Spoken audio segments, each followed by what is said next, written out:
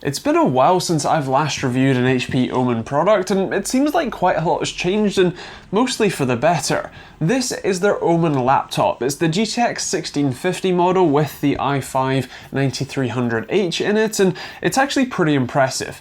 Let's start off with the performance. In games, the 1650 does pretty much what you'd expect. It's alright. I was testing, as always, with ultra settings, but if you want to squeeze a bit of extra FPS out, you can always turn those settings down, which is definitely a possibility. Let's take a look at the numbers. Starting off with Battlefield 5, again, this is on ultra settings for all of these runs. We're looking at 48 FPS average, which, while a bit below the 60 mark, was still playable, but like I said, you can always turn down those settings if you want a smoother experience. The same goes with PUBG, again on ultra settings. We're looking at 53 FPS average, which again, a bit below the 60 mark, you can always turn those settings down, but with Fortnite, even on epic settings, you're still looking at 70 FPS average, which is pretty smooth and a reasonable experience, although again, if you want to make use of the 141st display, then you can turn those settings down as well.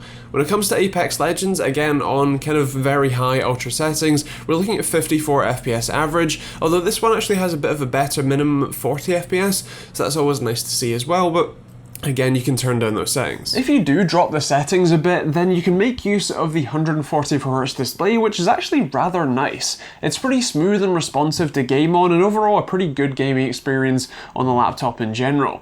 The display is also reasonably color accurate, at least for being a gaming laptop, with a 127% odd coverage of the sRGB spectrum, which is pretty decent, and rather nice viewing angles and side to sides and all that good stuff. While gaming, the temperatures you're getting here are pretty much what you'd expect, with the GPU being actually a little bit lower than normal, about 71 degrees Celsius, which is actually pretty awesome for a gaming laptop like this one, with the CPU being its usual hot self around about 92 degrees Celsius, with the main differentiating factor here being that the laptop is actually pretty quiet even while gaming. It wasn't something that I actively noticed, which does make a good change from most of the jet turbines that I tend to review. Sadly though, I can't show you the cooling itself because the laptop seems to be pretty difficult to open up.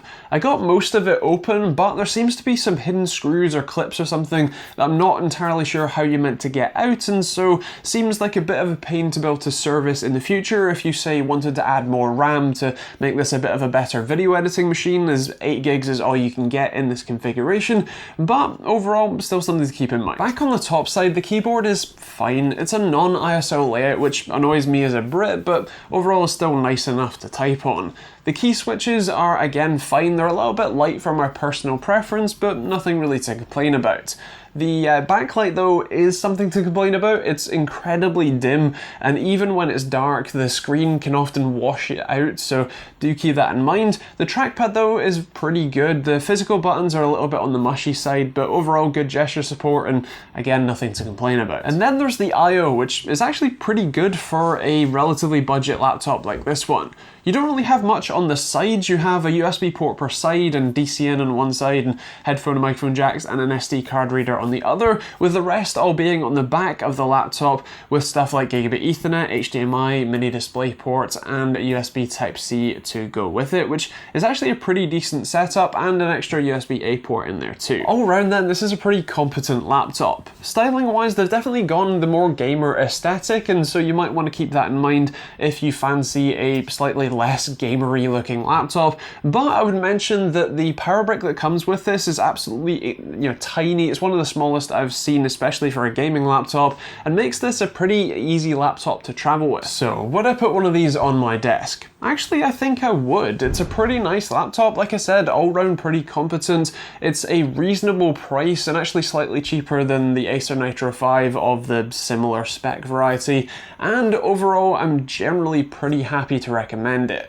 I'd like a little bit extra horsepower in terms of the graphics card side of things with something like a 1660 or 1660 Ti, but overall, especially for the price, it's pretty decent. Now with that said, those are my thoughts. I would love to hear yours in the comments down below. What do you think of the HP OMEN laptop? Is it something you'd like to pick up yourself or not? Do let me know in those comments down below. And of course, if you want to see more videos like this one every Monday, Wednesday and Friday, then do make sure you hit that subscribe button with a bell notification icon.